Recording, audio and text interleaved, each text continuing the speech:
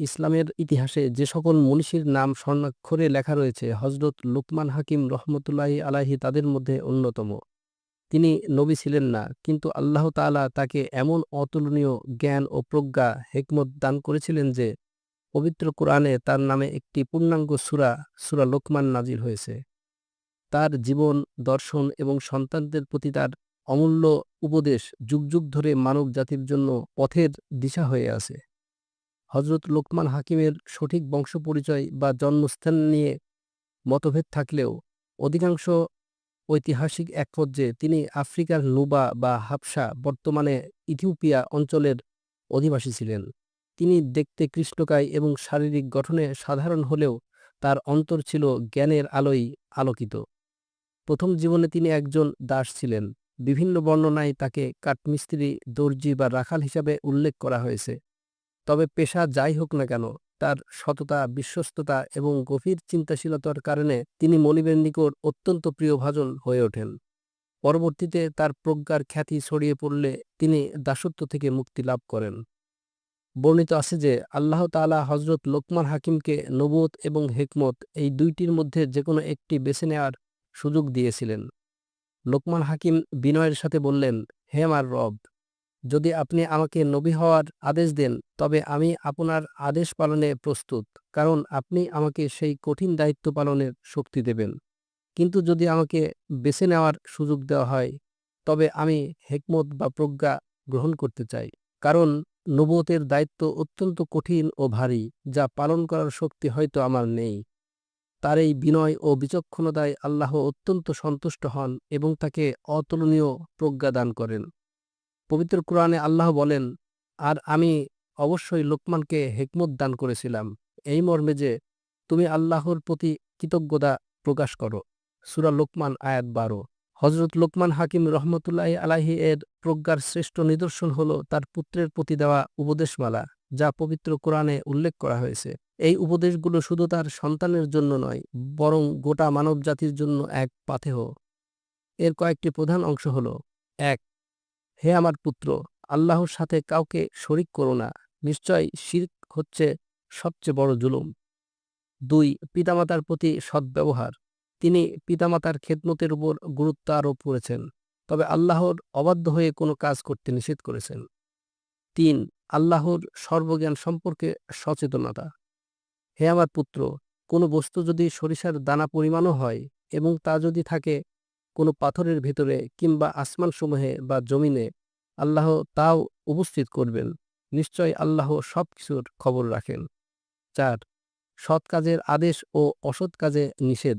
তিনি বলেন, সৎ কাজের আদেশ দাও, অসৎ কাজে নিষেধ করো এবং বিপদে ধৈর্য ধারণ করো।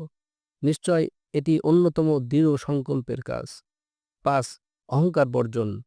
অহংকার বশত তুমি মানুষকে অবজ্ঞা করো না এবং পৃথিবীতে উদ্যতভাবে বিচরণ করো না, কারণ আল্লাহ কোনো উদ্যত ও অহংকারীকে পছন্দ করেন না। ৬. বিনয়ী ও নম্র হওয়া। তোমার পথ চলায় সংযত হও এবং তোমার কণ্ঠস্বর নিচু করো। নিশ্চয় সবচেয়ে অপছন্দনীয় স্বর হল গাধার স্বর। এই উপদেশগুলো একজন আদর্শ মানুষ হিসাবে জীবনযাপনের মূল ভিত্তি। হযরত লোকমান হাকিম রহমতুল্লাহি আলাইহি যখন তার মনিবের অধীনে দাস হিসাবে কাজ করতেন, তখন একটি ঘটনা ঘটে। এটি তার আনুগত্য, ধৈর্য ও গভীর প্রজ্ঞার এক অসাধারণ উদাহরণ। একদিন তার মনিবের জন্য উপঢৌকন হিসাবে একটি সুন্দর ও তরতাজা ফল এলো। ফলটি দেখতে অনেকটা তরমুজ বা খরমুজের মতো ছিল। মনিব হযরত লোকমান হাকিম রহমতুল্লাহি আলাইহিকে অত্যন্ত স্নেহ করতেন এবং তার জ্ঞান ও বুদ্ধিমত্তার কদর করতেন। তাই তিনি ভালোবেসে ফলটি কাটার পর প্রথম টুকরোটি লোকমানের দিকে বাড়িয়ে দিয়ে বললেন, লোকমান, তুমি এটা খাও। হযরত লোকমান অত্যন্ত আনন্দের সাথে টুকরোটি নিলেন এবং এমন তৃপ্তি সহকারে খেতে লাগলেন যেন তিনি পৃথিবীর সবচেয়ে সুস্বাদু ফল খাচ্ছেন। তার খাওয়ার ভঙ্গি দেখে মনিব খুব খুশি হলেন। তিনি ভাবলেন, ফলটি নিশ্চয়ই খুব মিষ্টি ও মজাদার। তাই তিনি আরেকটি টুকরো কেটে লোকমানকে দিলেন। লোকমান সেটিও পরম তৃপ্তিতে খেলেন। এভাবে মনিব এক এক করে ফলের প্রায় পুরোটাই লোকমানকে খাইয়ে দিলেন। যখন মাত্র একটি টুকরো বাকি রইল, তখন মনিবের মনে হলো যে যে ফলটি লোকমান এত মজা করে খাচ্ছে তার স্বাদ তো আমারও পরখ করে দেখা উচিত। এই ভেবে তিনি শেষ টুকরোটি নিজের মুখে দিলেন, কিন্তু মুখে দেওয়ার সাথে সাথেই তীব্র তিতায় তার মুখ বিকৃত হয়ে গেল। তিনি তৎক্ষণাৎ ফলটি মুখ থেকে ফেলে দিয়ে অবাক হয়ে লোকমানকে জিজ্ঞাসা করলেন, লোকমান, এ কি? এই ফল তো প্রচণ্ড তিতা ও বিষাক্ত প্রায়। তুমি কিভাবে কোনো অভিযোগ না করে এতগুলো টুকরো এমন তৃপ্তি সহকারে খেলে? কেন তুমি আমাকে একবারও বললে না যে এটি তিতা? উত্তরে হযরত লোকমান হাকিম যে জবাব দিয়েছিলেন তা ছিল তার প্রজ্ঞার এক অলৌকিক বহিঃপ্রকাশ। তিনি অত্যন্ত বিনয়ের সাথে বললেন, হে আমার মনিব, আমি আপনার হাত থেকে হাজারো মিষ্টি ও সুস্বাদু খাবার খেয়েছি। আপনার দয়ায় আমার জীবন চলেছে।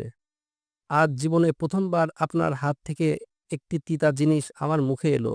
আমার লজ্জা হচ্ছিল এই ভেবে যে হাত আমাকে সারা জীবন এত মিষ্টি জিনিস খাইয়েছে, সেই হাত থেকে পাওয়া একটি তিতা ফলের জন্য আমি কিভাবে অভিযোগ করি?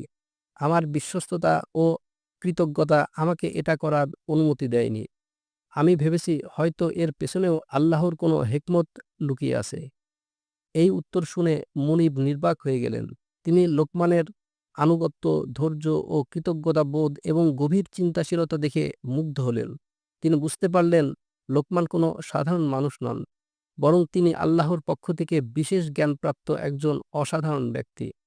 এই ঘটনার পর লোকমানের প্রতি তার শ্রদ্ধা বহু গুণে বেড়ে যায় এবং তিনি তাকে দাসত্ব থেকে মুক্ত করে দেন।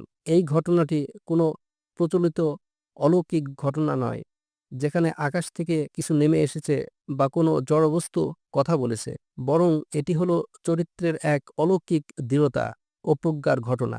হযরত লোকমান হাকিম রহমতুল্লাহ আলাইহির জীবন আমাদের শেখায় যে সত্যিকারের সম্মান ও মর্যাদা বংশ, বর্ণ বা সম্পদে নয়, বরং জ্ঞান, বিনয়, ধৈর্য ও আল্লাহর প্রতি কৃতজ্ঞতার মধ্যে নিহিত। তার জীবন ও উপদেশ আজও আমাদের জন্য এক অমূল্য আলোকবর্তিকা।